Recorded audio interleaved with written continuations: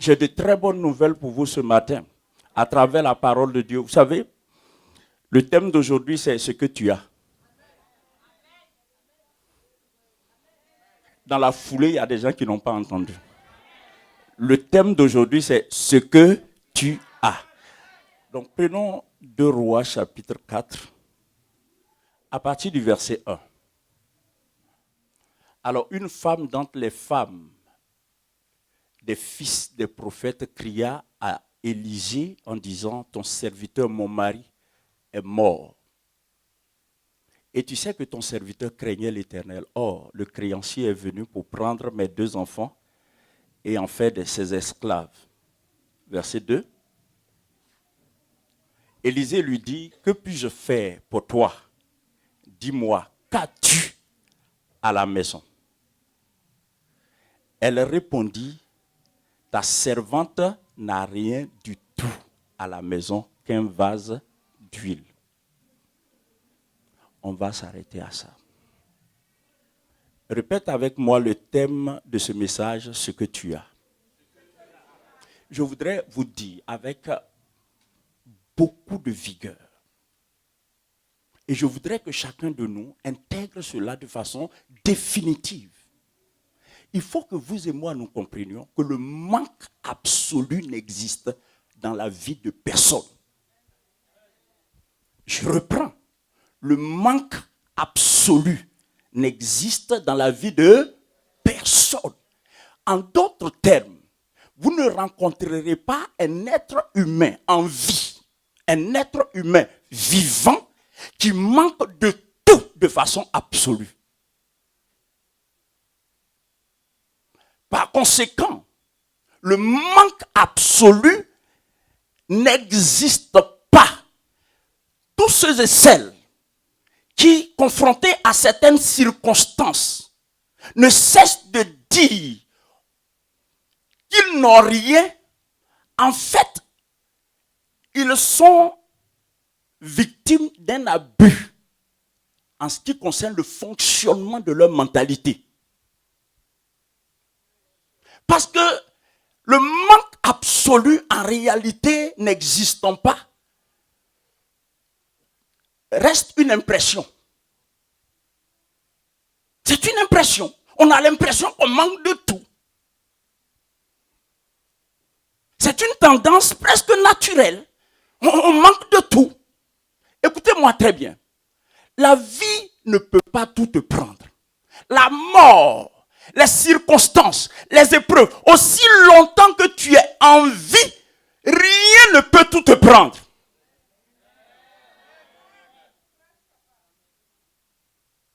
Je voudrais ajouter ceci. Tu ne peux pas être dépossédé de tout. Tu ne peux pas être dépouillé de tout. Ce n'est pas possible. Aussi longtemps que tu es en vie et que Dieu est assis sur son trône, Dieu ne peut pas permettre que tu sois dépossédé de tout de façon absolue. Ce serait trop misérable. Maintenant, pourquoi Dieu ne permet pas? Si vous êtes d'accord avec moi, dites Amen. Je répète, tu ne peux pas manquer de tout de façon absolue. C'est pas possible.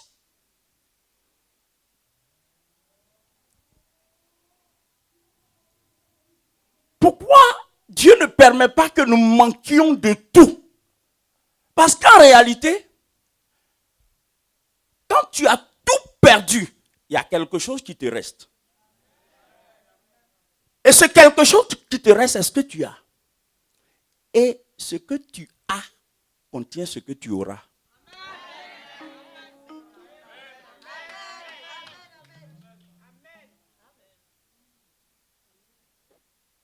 Ce que tu as, aussi minime, aussi petit, permettez, aussi méprisable soit-il, contient ce que tu auras.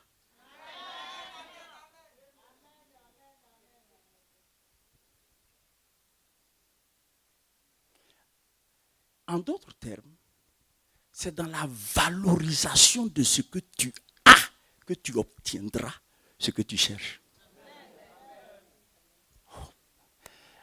Est-ce que quelqu'un me saisit? Non, ce que tu as contient ce que tu auras. Écoute, et ce que tu as contient ce que tu deviendras. C'est pourquoi Dieu ne permet pas que tu sois dépossédé de tout. Donc, mettons un terme à cette façon de penser qui nous conduit finalement à nous apitoyer, mais de façon tellement lamentable que tout ce qu'on peut avoir ou déployer comme élan qui pourrait nous propulser et nous permettre de rebondir est brisé par cette mentalité. À partir de l'instant où je dis que je n'ai rien, si je n'ai rien, c'est que je ne peux rien. Si je ne peux rien, c'est que je ne suis rien. Vous voyez, c'est une spirale infernale. Il faut sortir de ce cycle, de cette façon de penser. Parce qu'au fond, quand tu dis que tu n'as rien, ce n'est pas tant parce que tu n'as rien, c'est parce que tu penses que tu n'as rien. Mes amis, regardez. Ramenez-moi le test à l'écran, s'il vous plaît.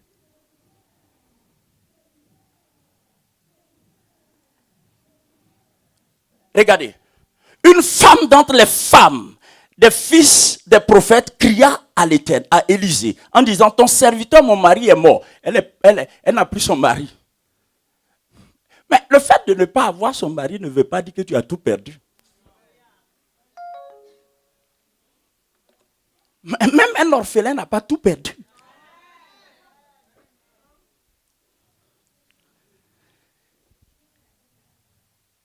Et tu sais que ton serviteur craignait l'Éternel. Or, le créancier est venu pour prendre mes 2 enfants et en faire ses esclaves.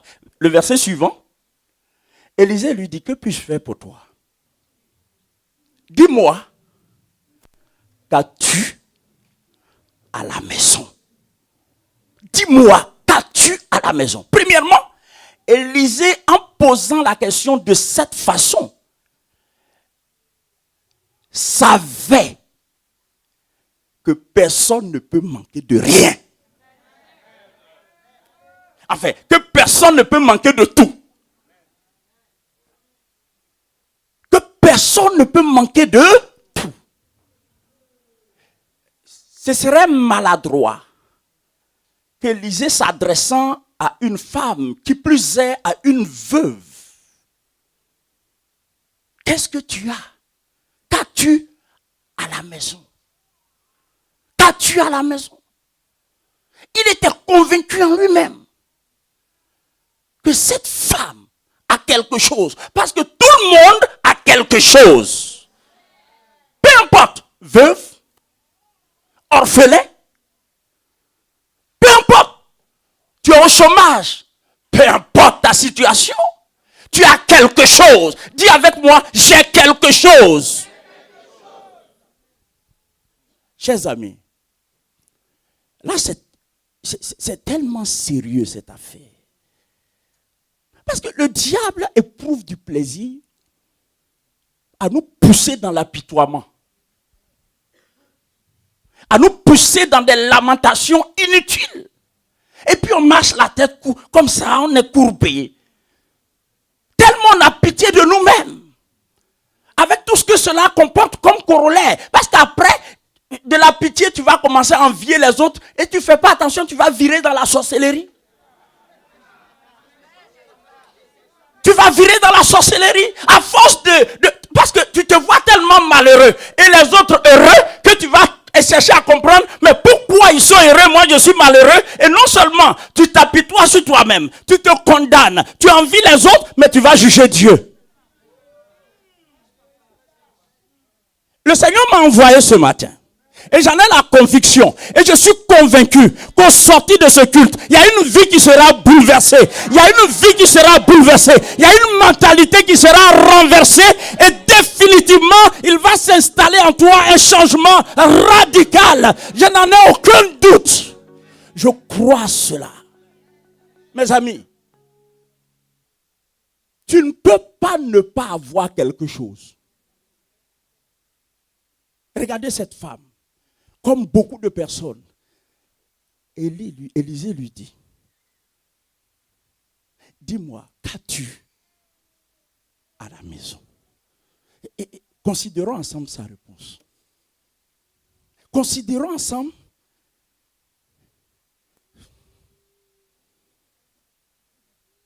mes amis, quand vous lisez la Bible, tenez compte de la structure grammaticale des phrases. C'est important. Regardez. Ta servante n'a rien. Vous voyez comment elle commence? Ta servante n'a rien. Rien veut dire rien, quoi. Il y a des mots que nous utilisons comme si nous manquions de vocabulaire. Parce que rien n'a pas sa place quand on a quelque chose. Quelqu'un peut dire amen? Je veux dire, tu ne peux pas dire rien quand tu as quelque chose. Parce que même un petit, permettez-moi, un petit truc, c'est quelque chose. Donc tu ne peux pas dire rien. Tu ne peux pas dire rien. Je veux encourager quelqu'un ce matin. Tu sais, tu as quelque chose. Tu as quelque chose chez toi à la maison. Tu as quelque chose en toi. Tu as quelque chose avec toi. Tu as quelque chose. Peut-être que quelque chose, ce n'est pas forcément de l'argent. Mais tu as quelque chose, ça peut être une idée. Tu as quelque chose. Tu as quelque chose.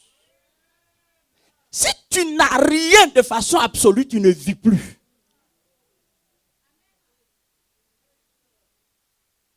Et je pense que quelqu'un a besoin de relever la tête ce matin.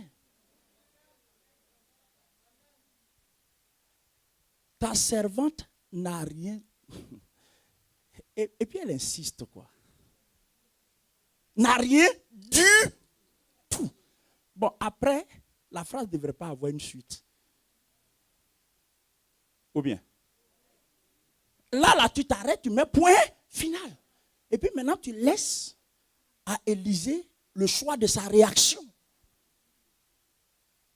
Alors, ta servante n'a rien du tout à la maison. Et puis, qu'un vase d'huile. Mais tu as quelque chose, madame. Savons le Seigneur. Mais tu as quelque chose. Tu as quelque chose. Alors, vous savez quoi? On va continuer la lecture. Descendons au prochain verset. Vous allez voir le miracle de Dieu. Et il dit,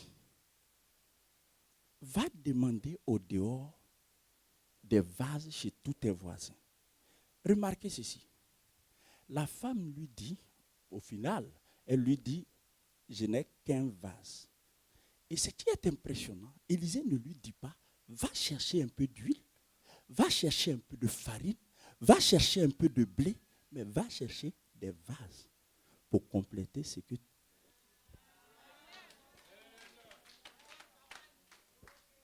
va chercher des vases, c'est-à-dire ce que tu as là. Va chercher d'autres pour ajouter. Comprenez, nous sommes partis d'un principe. Ce que tu as contient ce que tu auras. Oh, je refuse cet amen, il est trop timide. Je dis, ce que tu as contient ce que tu... Oh, dis amen. Tu sais, en commençant par comprendre ces choses, tu entres dans le changement de mentalité. Et c'est tellement nécessaire. Tu sais, notre mentalité est une matière avec laquelle Dieu travaille. Tu ne peux pas séparer ta foi de ta mentalité. La Bible dit que nous sommes tels que sont nos pensées dans nos âmes. L'homme est le reflet de sa pensée. Si dans ta pensée tu n'as rien, tu n'es rien et tu ne peux rien et tu ne vaux rien. Mais tout tout ça là, ce n'est pas réel. C'est dans ta... J'informe quelqu'un, tu as quelque chose. Oh, que Dieu ouvre tes yeux ce matin. Tu as quelque chose. En fait, tu ne fais pas autant pitié que tu le crois. Tu n'es pas si misérable que tu le penses. Est-ce que je suis en train de parler à quelqu'un? Tu n'es pas si pauvre que tu le crois. Tu as quelque chose. Élisée dit à cette femme, va chercher d'autres vases. Parce qu'en réalité, Dieu partira toujours de ce que tu as. Parce que Dieu sait que tu as toujours quelque chose. C'est pour ça que Dieu ne permet pas que nous soyons dépossédés de tout.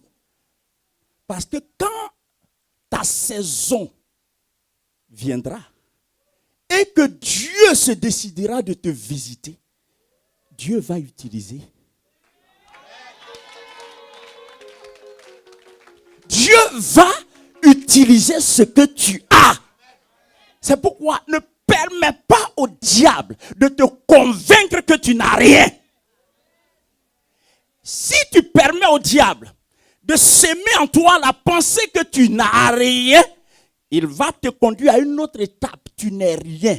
Il va te conduire à une troisième étape, tu ne peux rien faire. Il va te conduire à une troisième, à une quatrième étape, tu ne vaux rien. Et tout ça là, ça va surcharger ton esprit.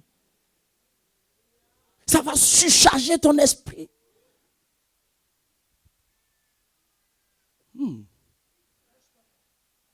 Dis, j'ai quelque chose. Vous savez quoi? Vous connaissez la Bible. La Bible nous parle de Job. Job a été éprouvé comme jamais un homme l'a été. Avant lui, la Bible ne nous rapporte pas d'histoire où un ou des hommes ont été aussi éprouvés comme lui. Les épreuves de Job étaient particulières.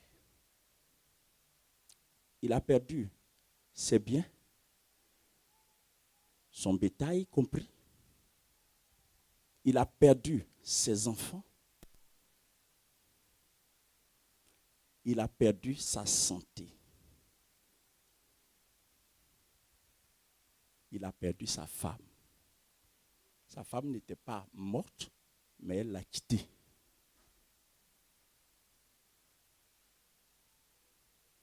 À partir de cet instant, Job aurait pu se considérer comme n'ayant plus rien. Mais vous savez, ce qui a permis à Job de rebondir,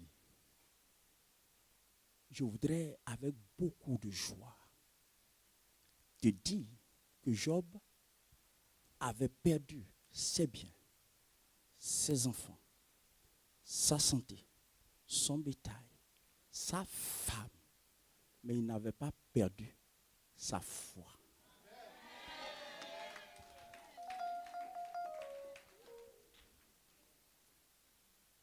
Il avait quelque chose.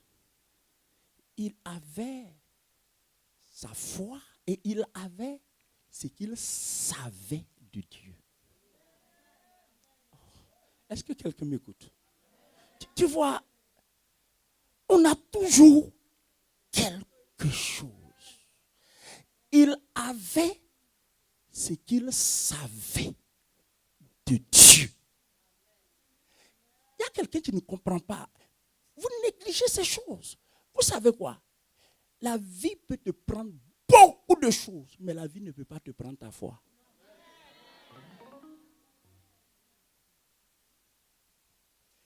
Job était acculé, pas seulement par les épreuves de la vie, mais par la visite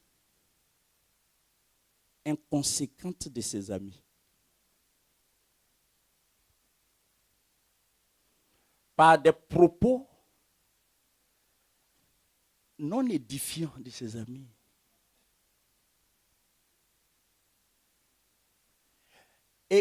au milieu de tout ça, Job s'est tenu sur le roc de sa foi. Et il a proclamé. Et j'aime bien comment il a rendu la chose. Il a dit, je sais que mon Rédempteur est vivant. En d'autres termes, je n'ai plus d'enfants. Je n'ai plus d'argent. Ma peau est tombée en déliquescence. Ma peau, je suis malade. Je pue. Donc, les gens peinent même à m'approcher. Mais, je sais. Il y a quelque chose que le diable ne peut pas faire. Il y a quelque chose que le monde ne peut pas faire. Il y a quelque chose que personne ne peut faire. C'est entrer dans ton cœur pour retirer ta foi. Ce n'est pas possible. Il dit, je sais que mon Rédempteur est vivant. Vous savez, il avait perdu beaucoup de choses, mais il n'avait pas perdu ce qu'il savait. Il savait quoi? Il savait qu'il avait un Rédempteur. Il savait quoi? Il savait que son Rédempteur est vivant. Il savait quoi? Il savait que quand tout ça là va passer, en dernier moment, au dernier moment, son Rédempteur se lève.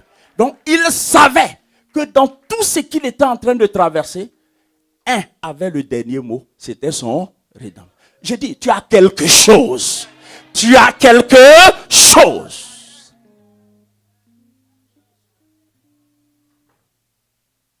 Job 19, 25, c'est ça. Je sais que mon Rédempteur est vivant. Vous connaissez l'histoire de la femme qui perdait du sang pendant 12 ans. La Bible nous dit de façon très claire et sans appel, sans que cela appelle quelques commentaires que ce soit, qu'elle avait tout dépensé. Elle avait tout dépensé. Dépensé tout son argent. La quête de la santé, la quête de la guérison avait fini par la dépouiller.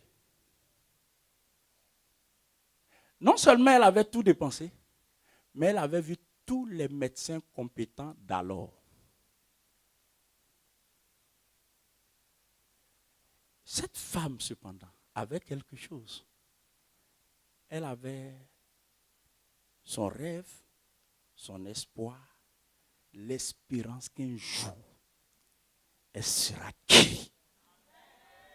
Ça ne l'a jamais quittée. Je suis convaincu que dans son voisinage, ou même dans sa famille, il y a des gens qui ont dû lui dire, mais c'est bon comme ça. Tu as fait tout ce qui était en ton pouvoir. Vous savez, il y a des gens qui sont héros pour eux-mêmes et qui après deviennent des exemples pour tout le monde. Parce que ces gens-là ne baissent jamais les bras. Ils ne jettent jamais l'éponge. C'est des gens qui ont adopté comme devise de vie. Tant que je vis, je poursuivrai mon rêve. Tant que je vis, je poursuivrai mon rêve. Je croirai à mon rêve. Je veux être guéri. Je ne veux pas mourir malade. Voici le raisonnement de cette femme. C'est vrai qu'aucun médecin ne peut faire quelque chose pour moi. C'est vrai que je n'ai plus d'argent, mais je continue de croire. Je ne sais même pas. Si on me demande la raison de cette foi, je ne saurais quoi dire. Mais je continue cependant de croire. Jusqu'à ce qu'un jour, elle apprenne que Jésus était en train de passer.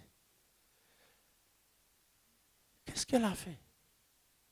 La Bible dit, Marc chapitre 5, la Bible dit, la femme se disait Waouh!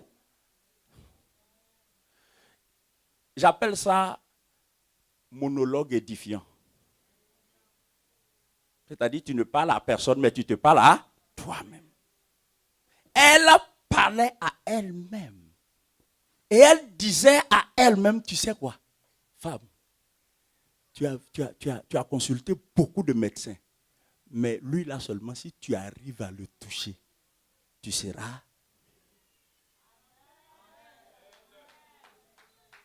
Tu as.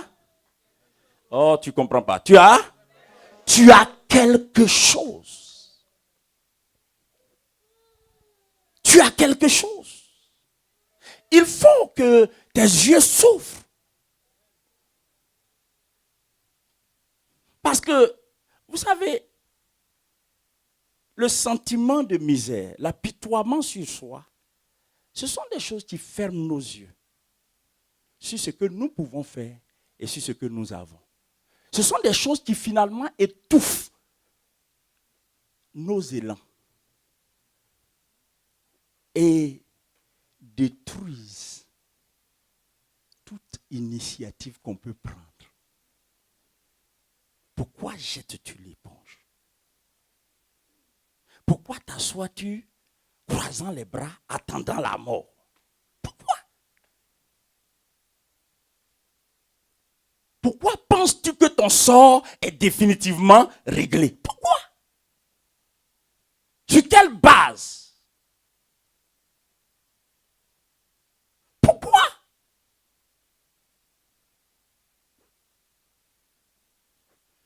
Vous connaissez l'histoire. Jésus s'était retrouvé avec plus de 5000 personnes. Et toutes ces personnes avaient faim. Il était question de leur trouver à manger.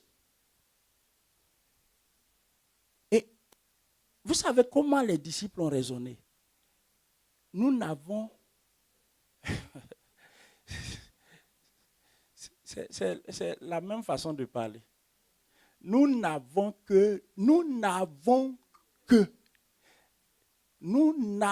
ça c'est un négatif renforcé, une négation renforcée. Nous n'avons que 2 pains et 5 pains et 2 poissons. Nous n'avons que, en d'autres termes, tu as fait quoi avec ça?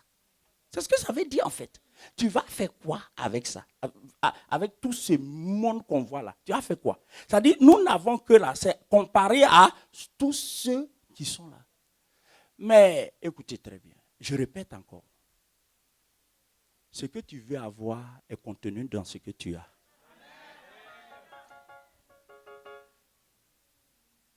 Ce que tu veux avoir est contenu dans ce que tu as. Donc, je te mets en garde ce matin. Ne méprise pas ce que tu as. Parce que si tu méprises ce que tu as, tu te prives de ce que tu veux avoir. Est-ce que je parle à quelqu'un? Je répète. Ce que tu veux avoir est contenu dans ce que tu as. Et donc si tu méprises ce que tu as, tu te prives de ce que tu vas avoir. Regardez. Ils disent à Jésus, nous n'avons que 5 pains et 2 poissons. Et puis, qu'est-ce que Jésus fait? Quelle était la réaction de Jésus? Jésus dit, apportez-les-moi. En d'autres termes, pour vous, ce ne sont que 5 pains et 2 poissons. Pour vous. Mais pour moi, c'est absolument suffisant. Apportez-les-moi.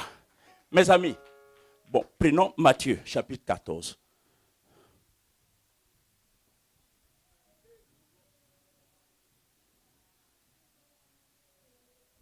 Matthieu 14.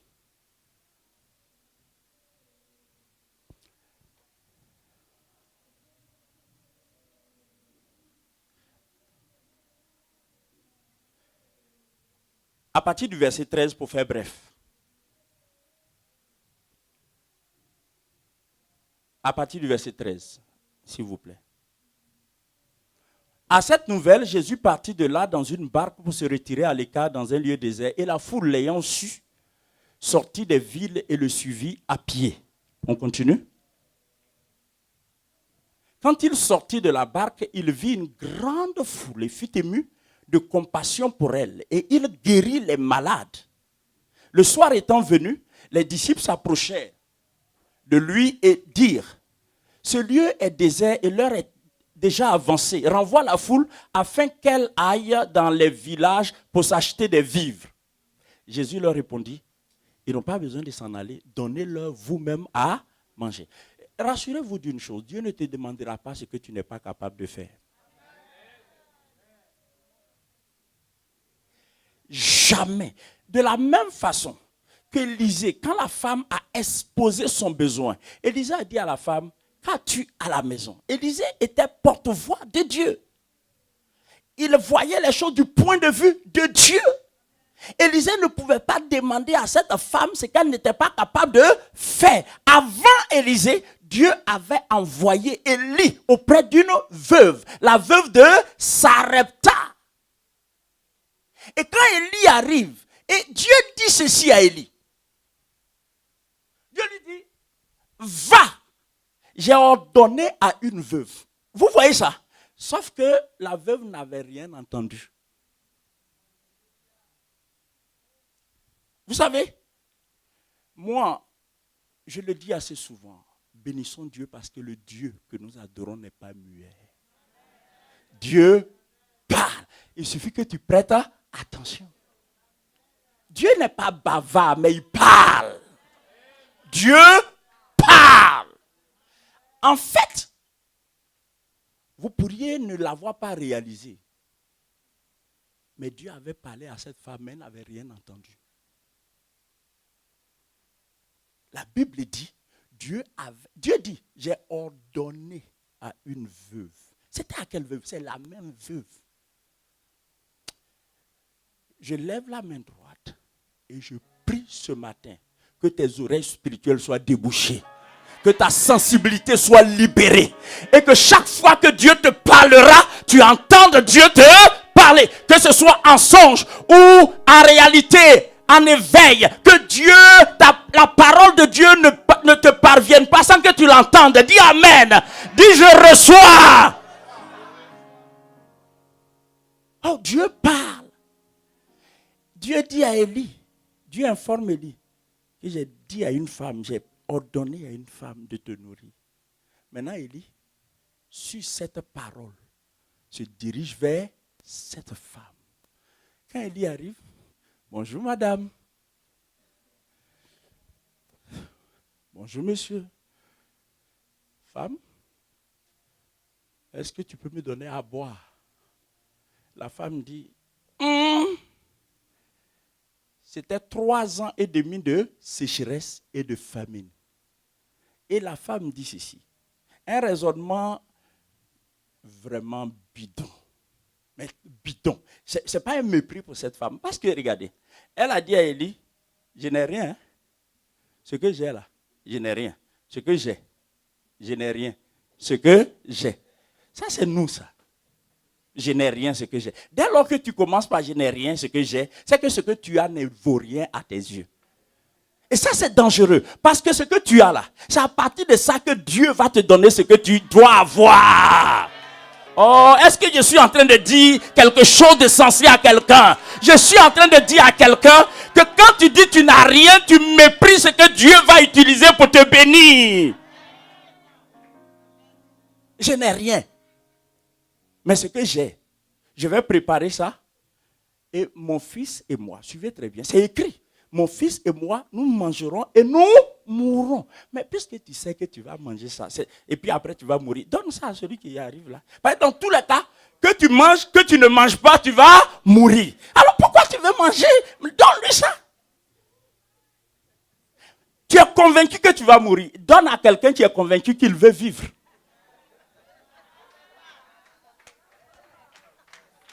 Vous voyez souvent, le diable joue avec nos pensées. C'est pas bon. Il joue avec nos pensées.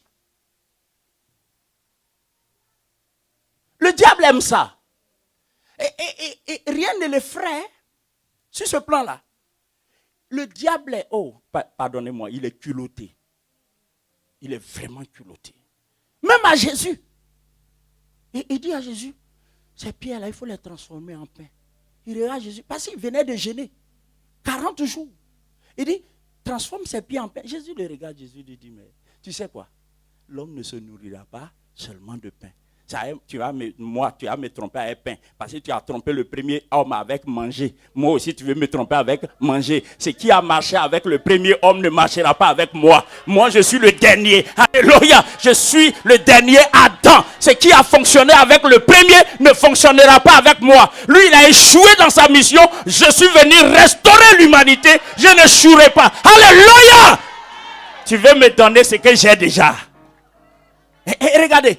Il veut donner à Jésus ce que il veut tenter Jésus avec ce que Jésus a. Parce que Jésus lui-même est le pain de vie. Tu sais quoi? Le diable joue avec nous. La femme dit, je vais manger, mon fils et moi, on va mourir. Comme en fait, Élie n'était pas en mission de mendicité, mais il était en mission de bénédiction.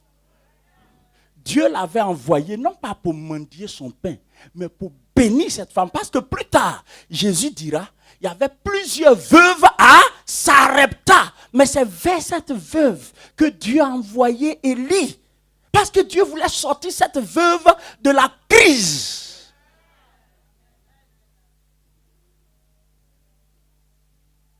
Amen. Si un serviteur de Dieu, pour une raison quelconque, te sollicite pour quelque chose, réfléchis 2 fois avant de lui refuser. Réfléchis 2 fois. Est-ce que vous avez compris? Je ne dis pas ça parce que je suis prêt à vous demander quelque chose. Ce sont des principes. Réfléchis 2 fois.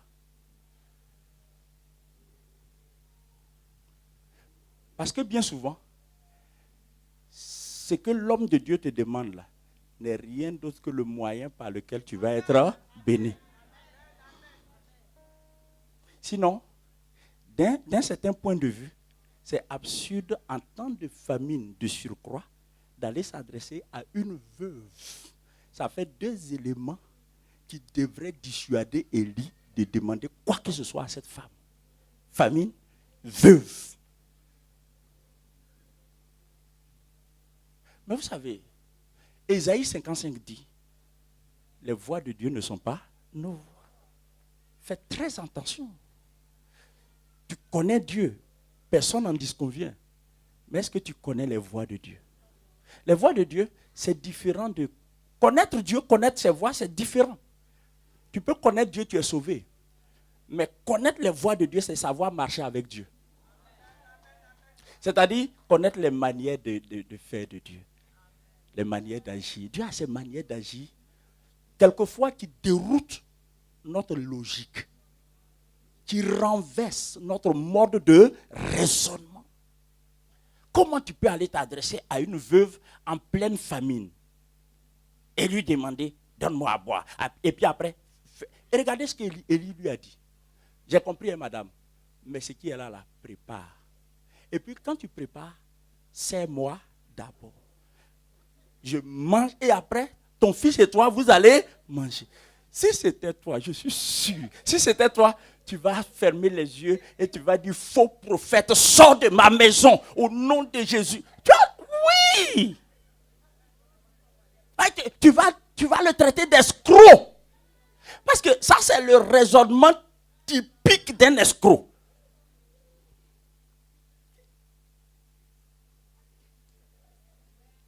Mais, ce qu'Élie a fait là, plus tard, Jésus dit, vous avez 2 poissons et 5 pains, apportez-les-moi.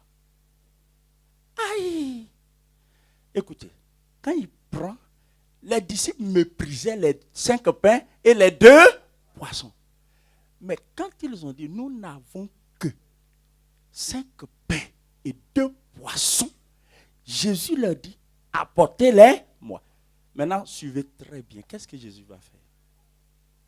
Qu'est-ce que Jésus va faire? Jésus ne va pas gêner veiller. Jésus ne va pas faire de veiller. Qu'est-ce que Jésus va faire?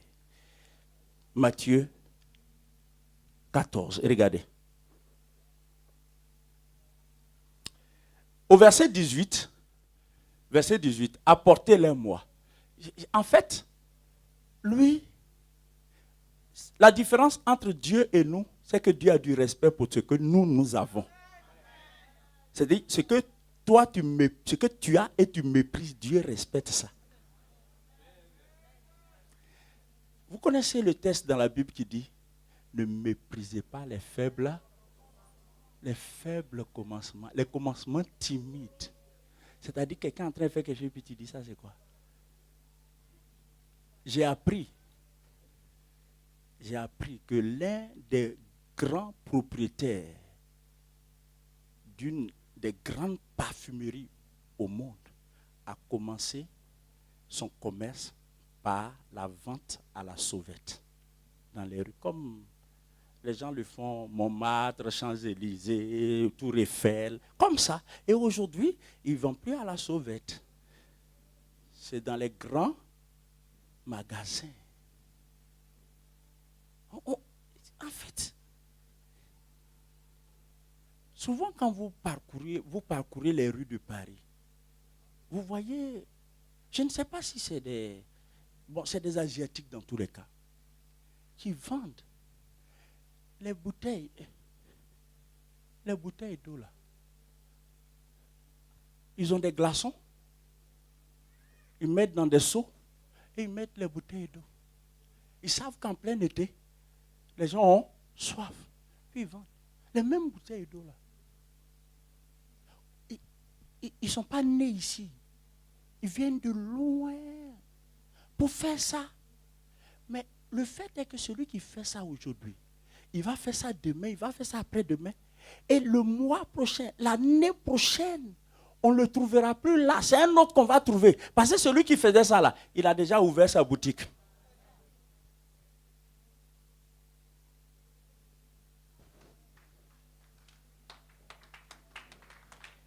Notre problème à nous, c'est que quand on voit le type en train de faire ça, on lorgne ça, quoi, et puis on méprise, on dit, mais c'est pas vrai. Ces gens-là, il est sous le soleil là. En fait, ce sont des gens qui ont compris que leur avenir se trouve dans ce qu'ils ont.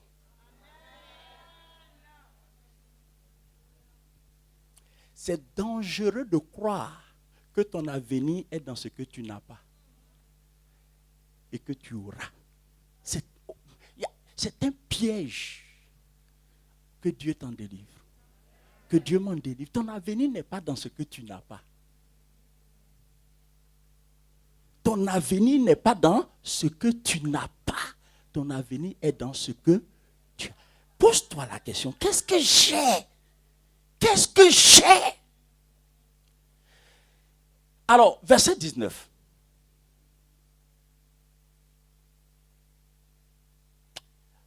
Alors, considérez ce texte avec moi, parce qu'il est absolument instructif.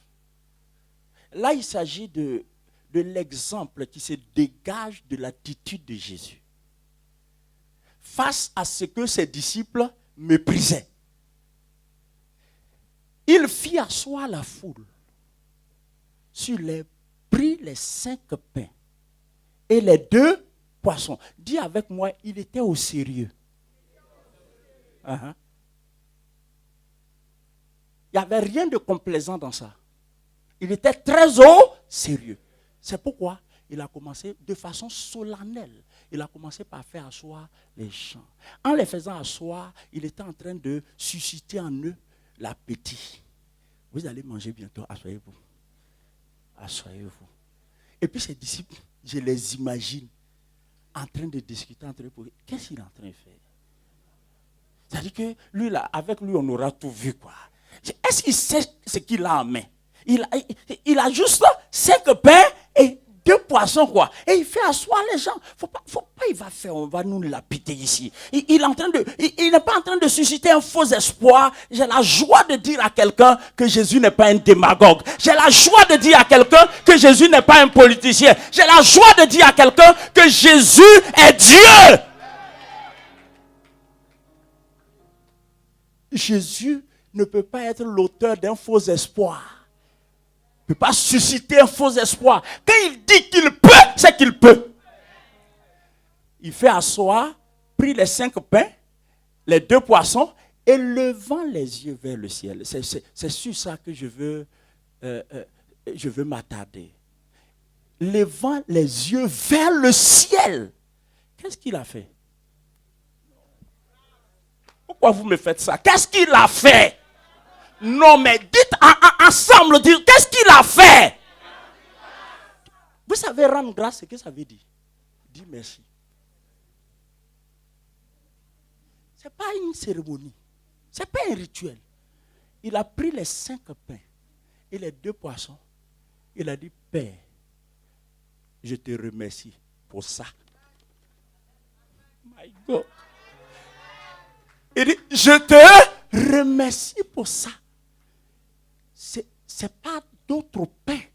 Ce n'est pas d'autres poissons. C'est les mêmes 5 pains méprisés par ses apôtres. Les mêmes 5 pains, ils ont dit ça, c'est quoi? Le fait est que ces 5 pains n'appartenaient même pas aux apôtres. C'était pour un jeune garçon.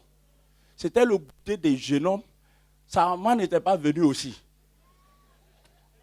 C'était une mère prévoyante qui lui a dit, bon, comme tu t'en vas, prends ça au cas où. Prends ça au cas où. Maintenant, regardons, observons son attitude. Et je voudrais qu'au sortir de ce culte, que tu ne méprises plus jamais rien de ce que tu as.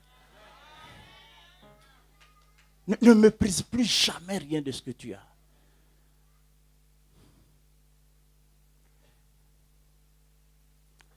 Tu as vu le mari de quelqu'un avec Mercedes, Bentley, 4x combien?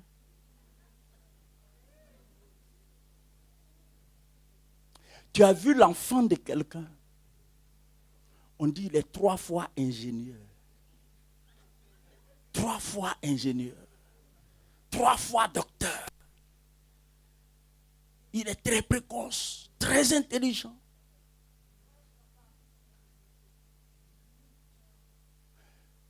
Quelqu'un te parle de son travail. Et quand tu entends tout ça là, toi-même tu te demandes, je suis venu faire quoi?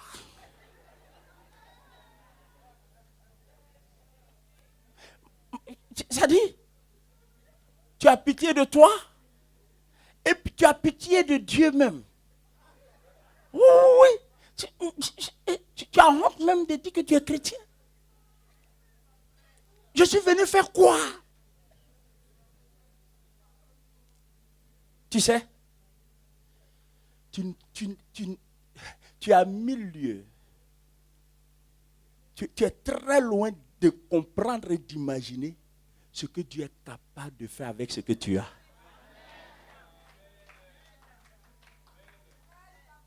C'est seulement hier que j'ai appris que Mamoudou Gassama, oui, c'est seulement hier que j'ai appris que Mamoudou Gassama, quand il était au Mali, il jouait très bien au ballon. On l'a même surnommé Zidane. Oui, mais son itinéraire ne devrait pas passer par le football. Sauf que la pratique du football l'a rendu athlétique. Écoutez, cet homme, il n'avait pas les papiers pour travailler en France, mais il avait la force athlétique. Oh, il avait quelque chose. Il avait l'agilité dans ses muscles. Donc il avait quelque chose. J'ai dit, il n'était pas régularisé. Il était clandestin. Il dormait dans la promiscuité. Tout ça là, c'est grave. Mais dans tout ça là, il avait son agilité physique. Mais l'occasion d'exploiter, de valoriser et de maximiser son agilité là ne s'était pas encore présentée. Jusqu'à ce que un enfant soit suspendu, n'est-ce pas, au 4e étage. Et quand il a vu cet enfant, il y a quelque chose au fond de lui-même. Je ne vous parle pas d'un chrétien, mais je vous parle d'un être humain. Il y a quelque chose au fond de lui-même qui lui a dit, Mamoudou Gassama, c'est l'occasion pour laquelle tu es agile. Va, saute sur l'occasion. Va, c'est ce que tu as. Ceux qui regardent là, ils n'ont pas ce que tu as. My God, les gens qui sont en train de regarder n'ont pas ce que tu as. C'est pour un temps comme celui-ci que je t'ai doté de ce muscle, que je t'ai doté de cette force. Apparemment, il était avec sa petite amie. Il n'a pas demandé la permission. Il n'a pas consulté. Vous savez, il a demandé conseil à une seule chose. Il a demandé conseil à son agilité. Est-ce que tu peux répondre présent à ce rendez-vous? Et il a entendu la voix de ses muscles dire oui. C'est pour ça que nous sommes là. Nous avons fonctionné tout le temps pour ça. Et il s'est mis à courir. Et il s'est mis à gravir cet immeuble. Et aujourd'hui, Mamoudou Gassama est devenu quelqu'un d'extraordinaire. Quelqu'un dont on parle. Écoutez-moi très bien. Qu'est-ce qui s'est passé? Dieu a utilisé ce qu'il a pour faire ce qu'il est.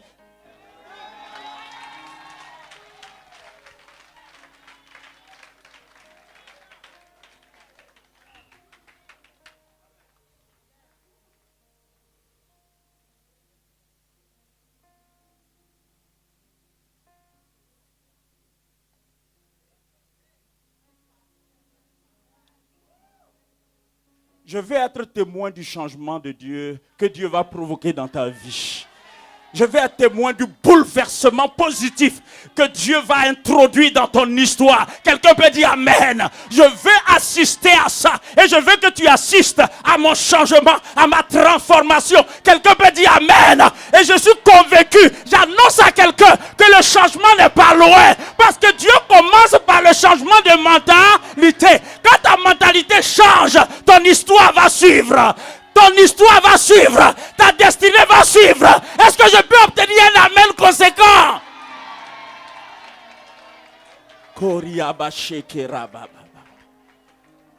Mes amis, le diable est mauvais. Le diable est dangereux. Le diable est voleur. Le diable détruit. La Bible dit que le diable ne vient que pour dérober, pour égorger et pour détruire. Mais je suis là pour te dire, ce que tu as, il ne peut pas te le voler. Ce que tu as, il ne peut pas te l'arracher. Parce que Dieu va bâtir ton histoire avec ce que tu as. Quelqu'un peut me dire Amen. Dieu va bâtir ton avenir avec ce que tu as. Quelqu'un peut me dire Amen. J'ai dit ton avenir va être bâti avec ce que tu as. Ne sois pas de ceux qui méprisent ce qu'ils ont.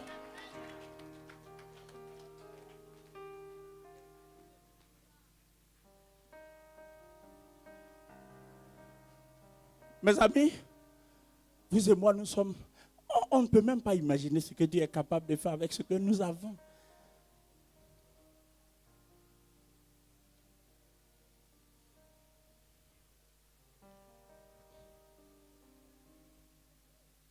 Jésus,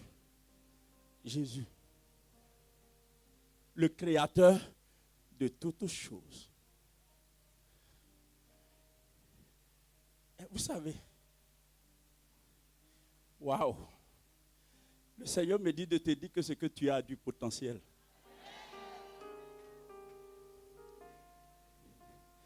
La phrase là résonne avec écho dans mon cœur. Dieu me dit de te dire que ce que tu as là a du potentiel.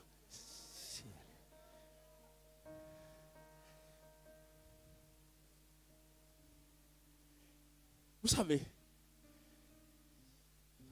ce n'est pas la dimension de ton nez qui fait que tu es différent de l'autre. Ce n'est pas ton diplôme qui fait que tu es différent de l'autre, parce qu'il y a plusieurs qui ont le même diplôme que toi.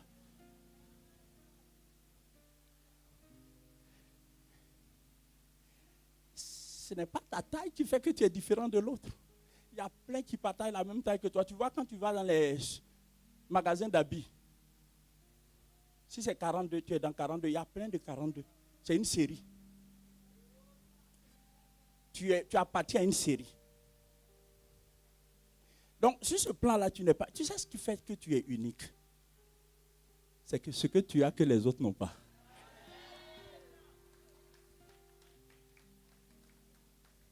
Tu vois, les démons sont en train d'être tristes. Parce qu'ils auraient aimé que tu ne sois pas à ce culte. Ils auraient aimé que tu n'entendes pas ce que tu es en train d'entendre. Oh my God. Et à partir d'aujourd'hui, ce harcèlement-là prend fin. Ce harcèlement prend fin. C'est-à-dire, ce harcèlement prend fin. Les voix que tu entends, du genre, tu n'iras nulle part, tu ne peux rien. Prends fin, prends fin, prends fin, prends fin. Au nom de Jésus. Mon Dieu, cet harcèlement prend fin. J'annonce à quelqu'un que non seulement tu as quelque chose, mais tu es quelqu'un. Tu es quelqu'un. Vous savez quoi? Quand David a été investi comme roi, quand il s'est assis à la suite de Saül sur le trône, Saül était mort. Jonathan était mort. Ce que les gens pensaient, c'est que toute la famille de Saül avait été décimée. Jusqu'à ce que David soit investi roi. Quand il s'est assuré qu'il était bel et bien sur le trône, il a demandé, il n'y a pas quelqu'un qui reste dans la famille de Saül? Et ça, c'est la question. Je pense avoir prêché sur ça déjà. Et puis, celui qui prend soin de l'enfant de Jonathan, David dit, il n'y a pas quelqu'un qui reste. Et il dit, si, il y a un, mais il est perclus des pieds. On ne demande pas son état. On ne demande pas son état. On dit, est-ce qu'il n'y a pas quelqu'un qui reste? Toi, tu viens dire, quelqu'un qui est perclus des pieds. Voilà, il y a des gens comme ça.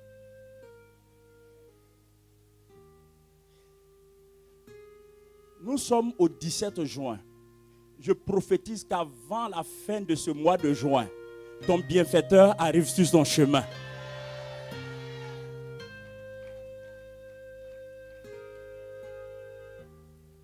Le monsieur dit, il est perclus des pieds. David dit, amène-le-moi. Il répond au nom de Méphi-Bosheth. Quand Méphi-Bosheth est arrivé, ça m'a impressionné. Quand Méphi-Bosheth arrive, il se prosterne devant David et il dit ceci. Il dit quelque chose du genre,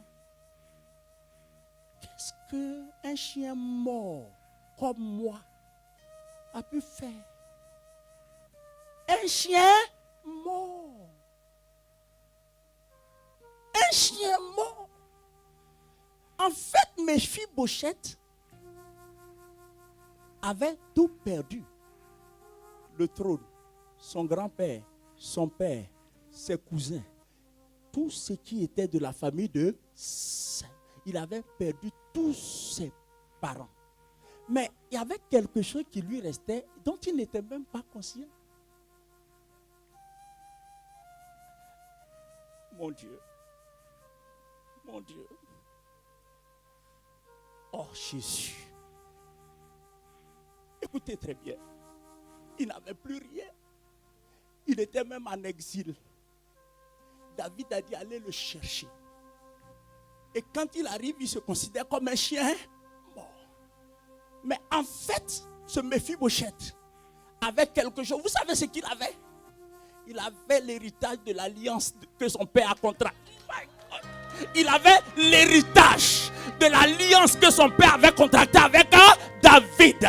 Jonathan et David avaient contracté une alliance. alliance. Mephibosheth ne savait pas que sa destinée était dans cette alliance, que son avenir était dans cette alliance, que son histoire était dans cette alliance. Parce que quand un père entre en alliance avec quelqu'un d'autre, sa postérité en bénéficie. Mephibosheth ne savait pas. Je veux dire à quelqu'un, tu as quelque chose dont tu n'es pas conscient. Tu as quelque chose et Dieu va utiliser ce que tu as pour transformer ton avenir, pour transformer ton histoire. Et il faut saisir cette parole par la foi et dire Amen.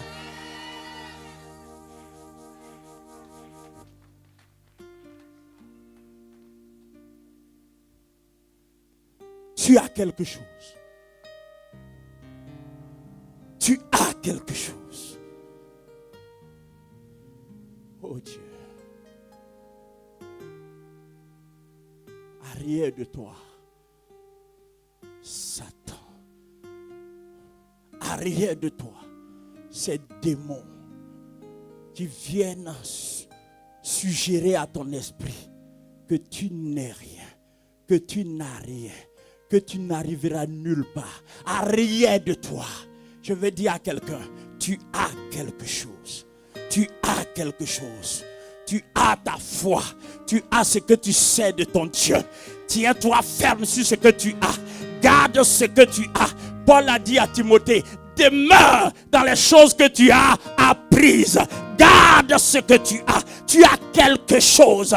Garde ton rêve. Tu as quelque chose. Garde ton idée. Tu as quelque chose. Garde ta foi. Tu as quelque chose. Tu as ton alliance avec ton Dieu. Quand l'apôtre Paul dit qu'il nous séparera de l'amour de Dieu manifesté en Jésus-Christ. Il dit, même les anges ne peuvent pas nous séparer de cela. Je vais dire à quelqu'un, tu as quelque chose.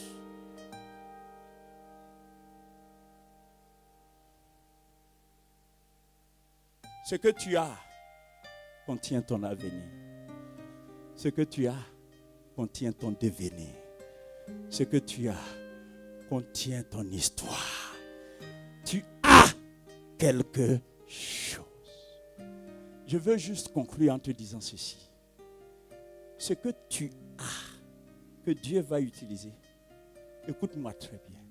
Dieu ne permettra ni à Satan, ni à ses démons, ni au monde, ni aux hommes, malgré leur méchanceté, ni à aucune adversité.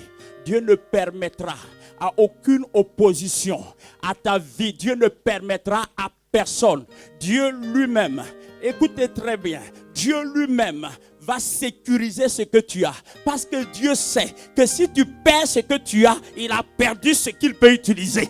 Dieu va sécuriser. Tu ne perdras pas ce que tu as.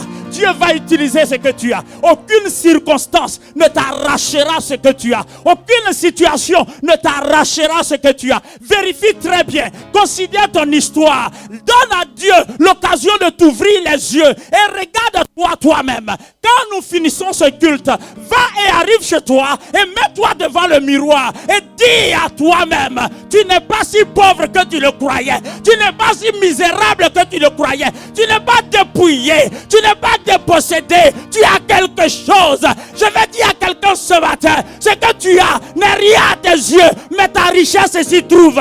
Ta prospérité s'y trouve. Ton avenir s'y trouve. Ta destinée s'y trouve. Est-ce que je peux obtenir ton amen?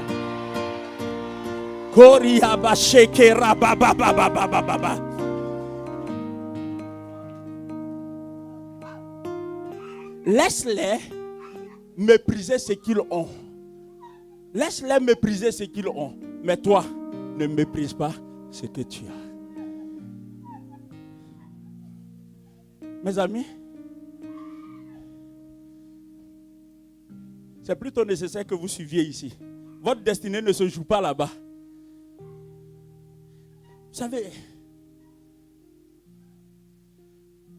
Savez-vous pourquoi Dieu est le maître des temps et des circonstances?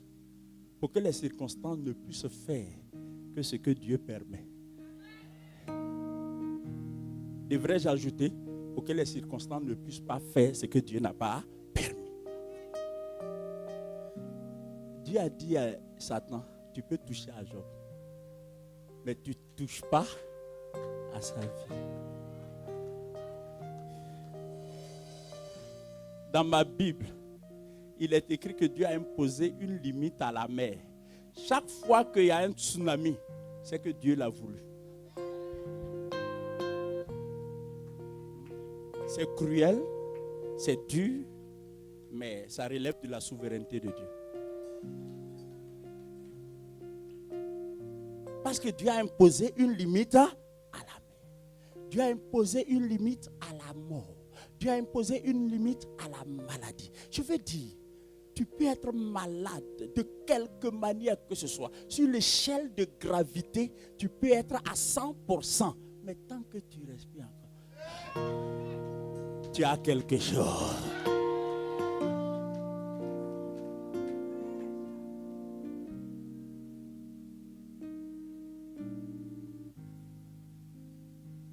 Il y a une femme qui se regarde. Elle dit, là où je suis là, je suis mariée à Jésus. Jésus t'a pas dit qu'il va te marier. Il va te donner un mari, mais il n'est pas ton mari. C'est-à-dire que vous croyez que Jésus est le mari des femmes désespérées, quoi. Vous savez, quand on va dans le mariage, on ne doit pas aller a priori pour recevoir, on doit aller pour donner.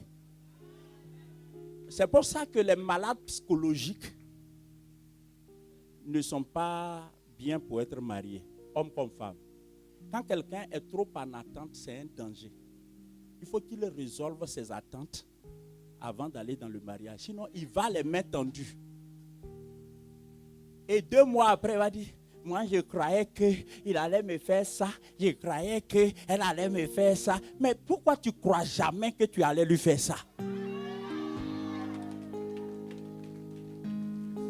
En fait, bon, ça c'est une extrapolation, hein? Ça fait partie des messages. On ne se marie pas pour obtenir, on se marie pour donner.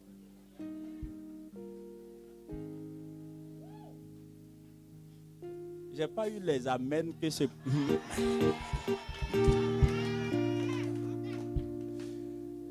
Je répète, on ne se marie pas pour prendre, on se marie pour...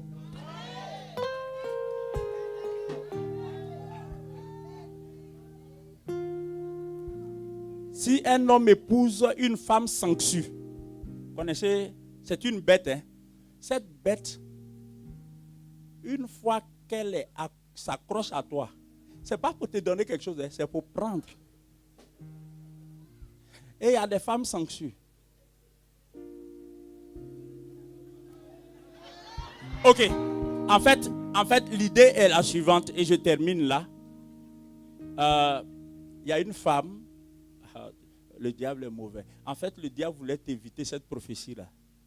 Mais je te la donne.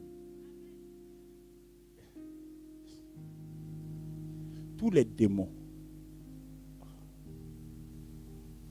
prenez ça au sérieux, tous les démons issus, je ne sais pas, de ta famille, de ta région, de n'importe où, qui s'organisent pour ne pas que tu sois marié, je t'informe, ils sont venus en retard.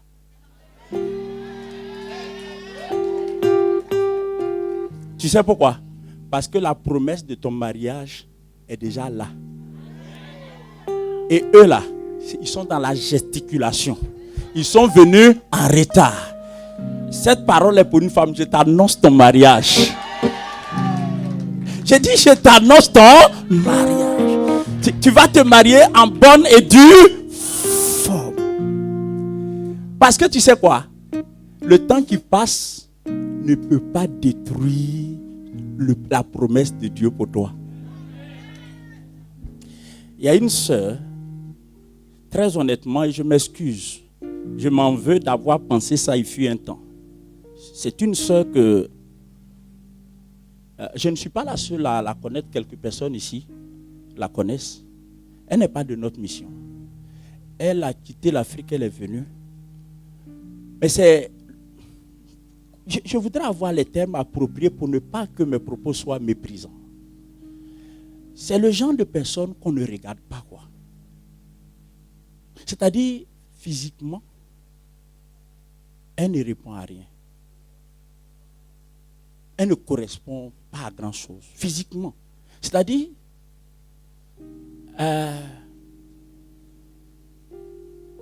c'est à peine même si on la saluait, quoi. Non. Non seulement physiquement, elle n'était pas...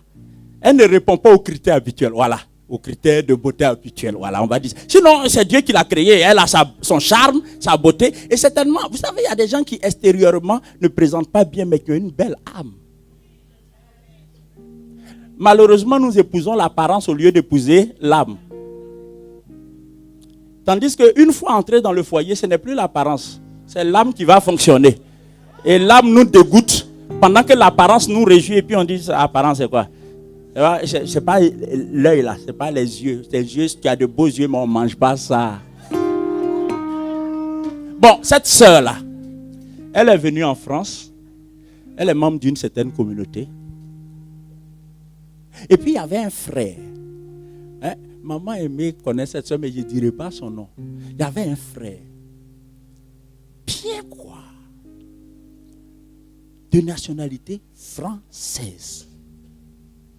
Né français. Sans être de peau blanche. Ah, comme on dit souvent. Mais né français, je crois antillais, ou en tout cas, il est des îles là. Et le frère était à l'église. Vous imaginez combien de sœurs convoitaient ce frère? Combien de sœurs ne désiraient pas que ce frère les regarde? Mais ce frère, il vient, il fait son culte et il retourne à la maison. Il fait son culte, il retourne à la maison. Et la sœur que personne ne regardait. Quand le frère finit, il monte dans sa voiture, il va à la maison. Jusqu'à ce qu'un jour, écoutez-moi, la sœur ne sait ni, je ne sais plus si ça a changé, mais elle ne savait ni lire, ni écrire. En plus de tout ce que je vous ai dit, quoi.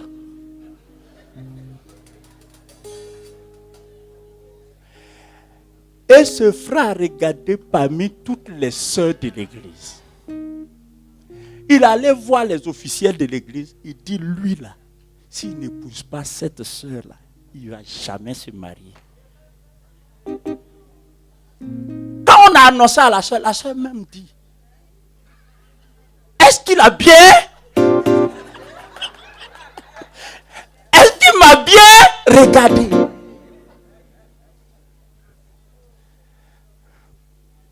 En fait, en apparence, la sœur n'avait rien. Mais en réalité, elle avait quelque chose. Elle avait son histoire avec Dieu. Elle avait sa relation avec Dieu. Elle avait son alliance avec Dieu. Aujourd'hui, elle est dûment mariée. Officiellement mariée. Religieusement mariée. Et toutes les sœurs qui lorgnaient le frère le regardent et puis... Il y en a qui pensent que la sœur l'a envoûté. Quoi? C'est pas envoûtement. C'est pas envoûtement. Dis amen. Ok, écoutez. Un autre frère qui va épouser une sœur qui est handicapée. Comme ça. Même ses parents lui demandent. Ça c'est, j'ai entendu ça dans un chant. Même ses parents lui demandent. Il n'y a plus d'autres femmes à l'église. Et c'est elle. Mais Dieu lui a dit, prends cette femme. Donc, quand ses parents lui demandaient, mais regarde, elle va faire quoi? Regarde sa démarche. Et lui, il répond, en fait, ce n'est pas sa démarche qui m'intéresse, mais c'est le Dieu qui marche avec elle qui m'intéresse.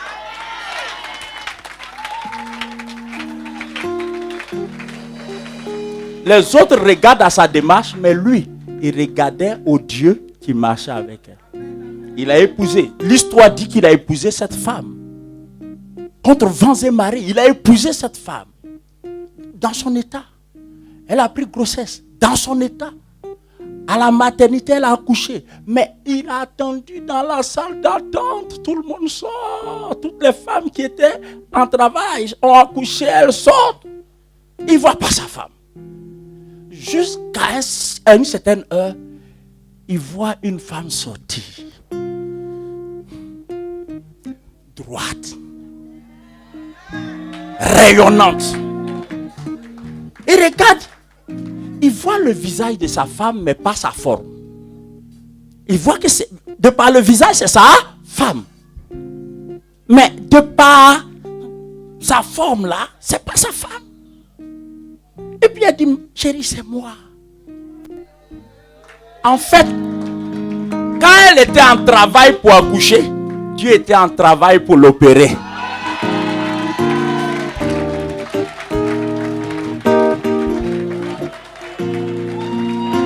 Lève-toi et considère ce que Dieu t'a donné. Lève-toi et aie du respect pour ce que tu as. Tu as quelque chose, dis Amen. Tu as quelque chose, dis Amen.